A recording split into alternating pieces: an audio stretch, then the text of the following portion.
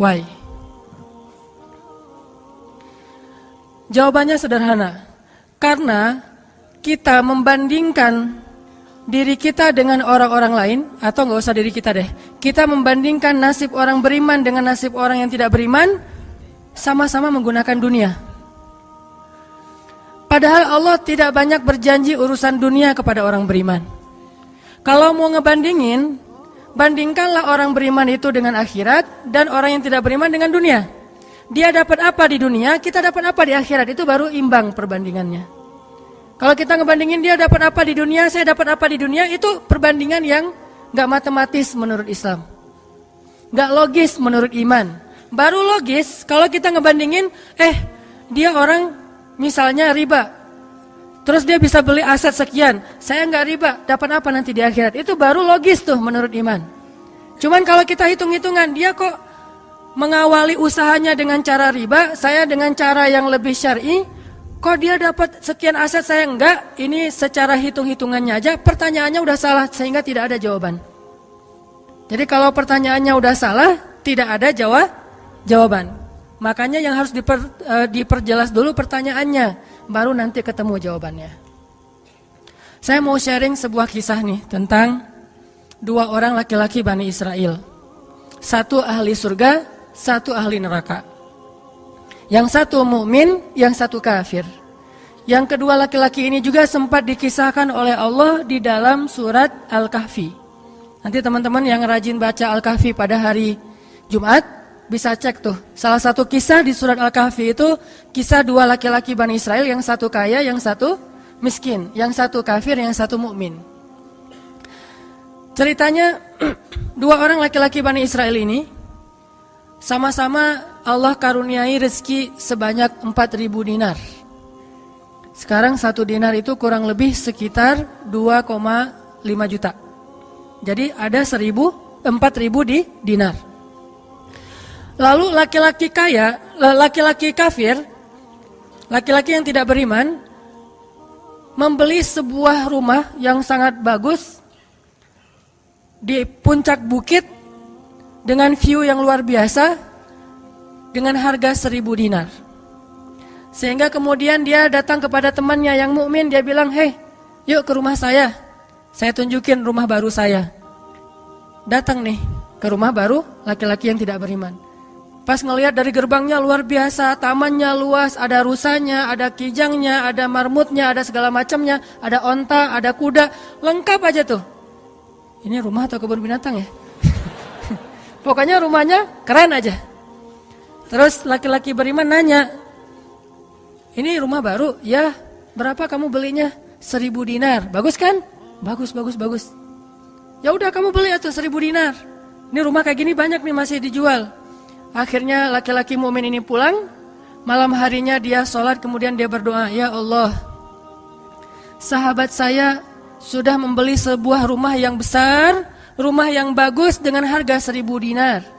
Maka besok saya ingin membeli itu di surga dengan cara bersedekah 1.000 dinar. Maka berikanlah untuk saya rumah yang lebih bagus di surgamu ya Allah. Dia sedekah 1.000 dinar. Lalu besoknya ketemu sama temannya yang tidak beriman, nanya, udah beli rumah? Udah. Di mana? Nggak dekat dengan rumah saya, jauh kata dia. Di mana itu? Di surga. Hah? Caranya gimana? Sedekah. Wah, kamu mah orangnya fanatik lah istilahnya, sok soleh lah, apalah segala macam, Pak Haji, diledekin aja tuh. Diledekin. Taulah yang udah hijrah kan gitu ya, suka ada istilah-istilah ngeledekin. Ya udah hijrah, anak masjid, apa istilah-istilahnya, diledekin gara-gara dia bersedekah 1.000 dinar, sebagai ganti temannya yang membeli 1.000 dinar itu bisa beli rumah yang besar. Diledekin terus. Setelah berlalu sekian lama, kemudian laki-laki yang pertama ini yang tadi tidak beriman nikah. Istrinya tuh cantiknya luar biasa, usianya ABG, cantik. Setelah selesai dia lamar, nikah, pas hari pernikahan ngundang temannya yang beriman. Datang ya ke acara pernikahan saya. Acaranya tuh weddingnya itu ada IO-nya, IO terkenal, paling terkenal di situ, IO Bani Israel. Paling. Jadi wedding bukan IO ya, wedding organizer-nya Bani Israel. Kan orang Bani Israel mah orang Yahudi ini kalau bikin acara tuh luar biasa ya. Kayak mereka bikin Tomorrowland segala macam kan. Jadi bikinlah wedding organizer ini bikin acara wedding yang luar biasa, menghabiskan berapa? Kalau sekarang mungkin di TV-TV itu suka diumumin biaya weddingnya itu berapa miliar kan suka gitu tuh. Nah dia ngumumin. Atau kalau nggak dia umumin pun orang-orang bilang, tahu nggak itu acaranya habis berapa? 1.000 dinar.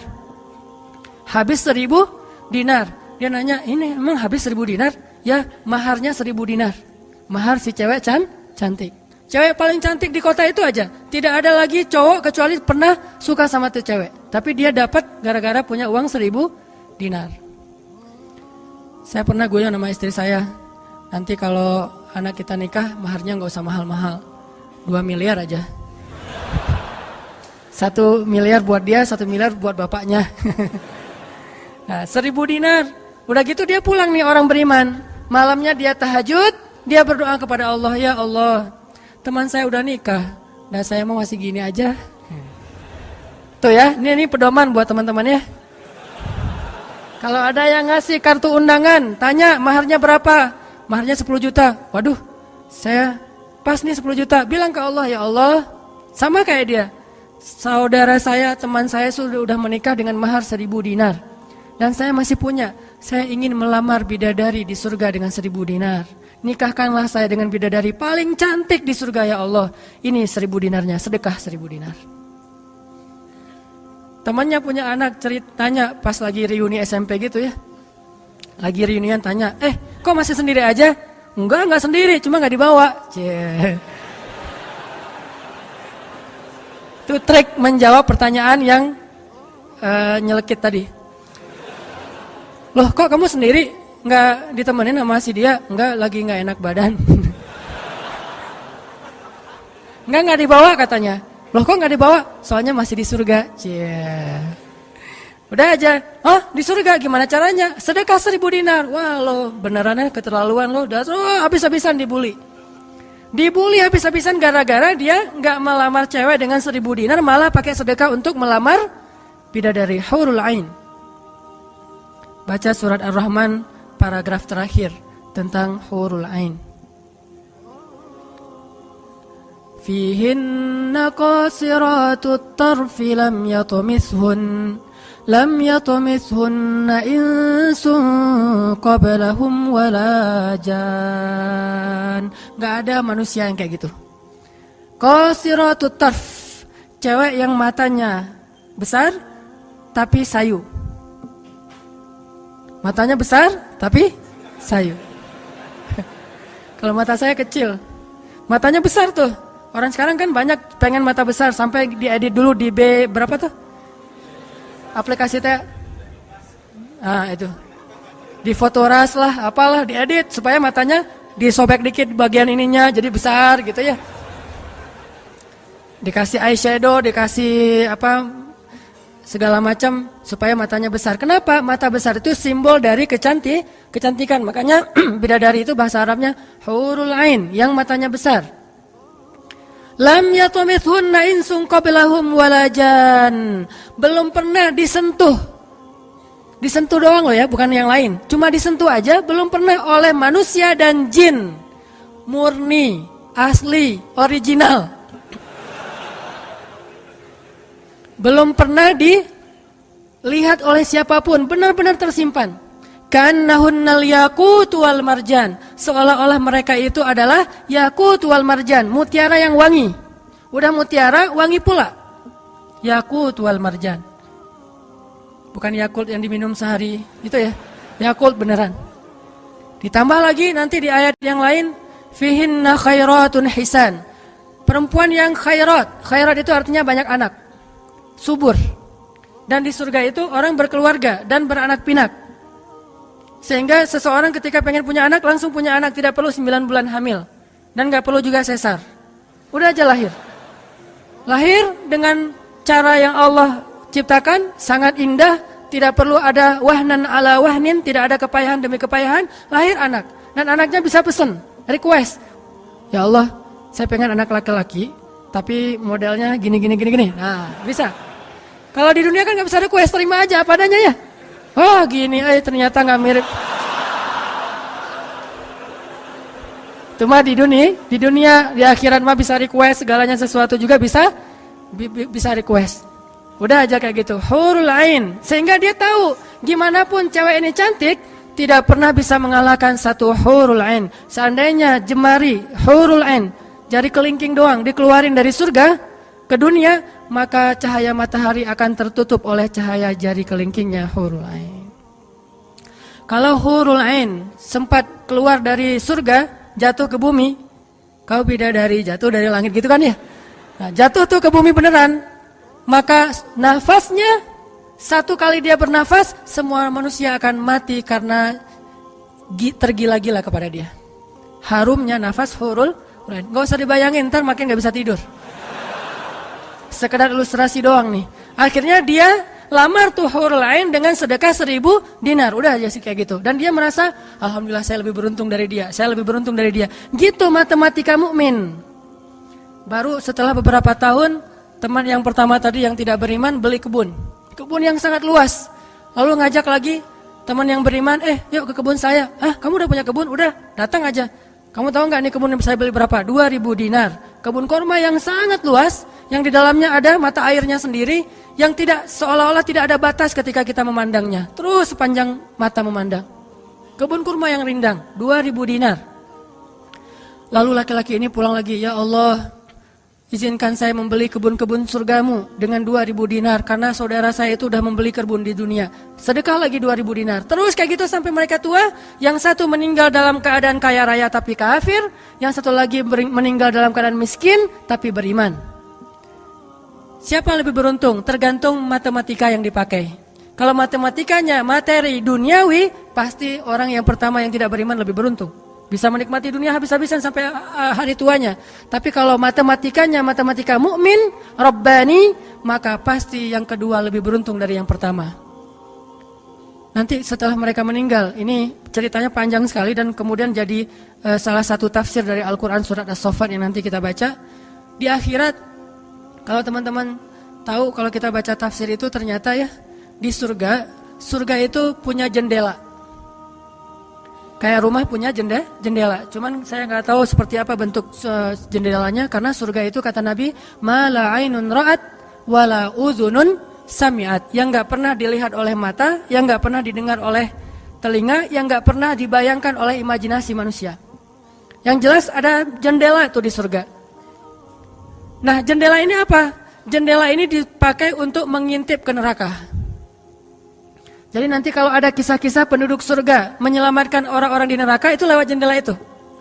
Kalau ada cerita penduduk surga dan penduduk neraka berdialog, itu lewat jendela itu. Bukan keluar dulu, sama-sama keluar, terus ada ruangan khusus dialog gitu, enggak. Atau pakai misalnya Skype gitu ya. Nelpon neraka pakai Skype. Tling, lagi disiksa, aduh ada yang nelpon, bentar dulu. Kan enggak ada yang gitu ya. Ini mah pakai jendela, jadi jangan pakai imajinasi teknologi yang sekarang. Nggak ada Skype, nggak ada WhatsApp call, video call gitu. Nggak ada line, yang ada lewat jendela. Begitu dia ngelihat ke jendela, dia langsung Allah berikan dimensi melihat neraka. Langsung Allah kasih ruang untuk bisa melihat neraka. Di neraka itu dia akan bertanya kepada malaikat neraka, ngasih kayak kertas gitu. Tolong cariin yang namanya ini. Cariin. Oh ya, ini masa nggak kenal kayaknya di surga. Emang siapa? Hanan Ataki. Penduduk malaikat neraka mah nggak kenal. Amin. Aminin atuh. Mudah-mudahan semua kita tidak dikenal di neraka. Dikenal di surga insya Allah. Kalau ini mah nggak boleh heureuy. Ini serius nih mah. Udah aja ngasih nama gitu ya ke malaikat penjaga neraka. Kenal nama ini nggak? Oh ntar dulu nanya ke yang lain. Kenal nama ini nggak? Wah ada tuh yang di pojok sana tuh lagi dihabis-habisin sama malaikat. Udah malaikat yang itu bawain sini gitu. Pas dibawain ternyata itu adalah laki-laki tadi yang di dunia saling bersaing dalam memperkaya diri. Satu memperkaya diri di dunia ya, satu lagi memperkaya diri di akhirat. Bro, gimana nasib lo sekarang? Waduh, saya sekarang disiksa segala macam, dia ngaku kesalahannya. Lah kamu gimana? Dulu kamu katanya beli rumah di surga, terus nikah di surga, terus beli kebun di surga, udah dapat. Wah, bukan dapat lagi. Ternyata 1000 dinar itu bukan satu istana loh bro. 1 dinar itu sekian ribu istana. Sekarang saya 1000 dinar, bayangin aja. Hah gitu? Makin sakit kan ya? Makin nelangsa, makin stres. Udah di neraka stres pula, stroke lagi. Kena kejang-kejang gitu. Nggak di neraka kejang-kejang aja nggak enak, stroke nggak enak, apalagi udah stroke-nya di neraka kan lebih nggak enak tuh. Orang kena penyakit jantung di dunia nggak enak, ini penyakit jantungnya di neraka lebih nggak enak lagi. Ini mah imajinasi saya. Sesuai dengan di Al-Quran surat As-Saffat, dialog antara penduduk surga dan penduduk neraka. Inilah teman-teman matematika untuk mengukur siapa lebih beruntung. Sehingga kita tidak perlu bertanya, kenapa? Why? Saya udah hijrah kok makin susah hidup saya, dunia itu. Akhirat enggak. Kalau kita mengukur amal kita hanya dengan dunia, kita bakal sering kecewa karena Allah tidak menilai dunia ini bahkan lebih ringan daripada 11 sayap nyamuk. Seandainya kata Nabi dunia ini di mata Allah ada harganya, pasti Allah gak mau ngasih dunia kepada orang yang tidak beriman, gak mau. Berhubung dunia ini tidak ada nilainya, Allah kasihlah kepada orang yang tidak beriman. Sedangkan yang bernilai, Allah simpan untuk orang yang beriman dan sabar. Pakai kacamata Rabbani, cara pandang Allah Subhanahu Wa Taala. Sehingga ketika kita hijrah, kita minta tolong kepada Allah urusan dunia, tetapi kita yakin kalau kita istiqomah, ikhlas, maka di akhirat wa ma indallahi khair. Itu harus jadi mantra yang kita ulang-ulang tuh. Kalau teman-teman lagi cemburu dengan dunia seseorang bilang wa ma indallahi khair. Apa yang ada di sisi Allah lebih baik. Udah enggak jadi cemburu tuh.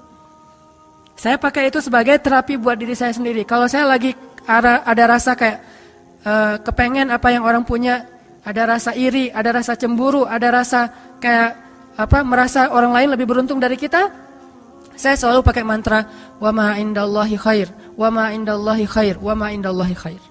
Sehingga hilanglah rasa cemburu itu. Apa yang ada di sisi Allah lebih baik, apa yang ada di sisi Allah lebih baik, apa yang ada di sisi Allah lebih walal akhiratu khairul laka minal ula wal akhiratu khairu wa abqa. Akhirat lebih baik bagimu dan daripada dunia. Akhirat lebih baik dan lebih kekal. Itu aja yang kita ulang-ulang mantranya. Wa ma indallahi khair. Udah aja senyum. Kita yang istiqomah gini-gini aja, orang lain yang tidak istiqomah yang sudah melenceng jadi gitu. Ya udah, apa yang di sisi Allah lebih baik. Ada yang gara-gara misalnya dukun bertindak jadi nikah. Kita bertindak sendiri enggak nikah-nikah misalnya ya. Ya udah aja, wa ma indallahi khair. Dan apa yang ada di sisi Allah itu bukan hanya akhirat tetapi juga dunia. Cuman Allah tidak memberikannya dalam waktu yang segera kepada mukmin karena Allah ingin melihat dulu ketabahan, kesabaran dan keistiqomahan kita.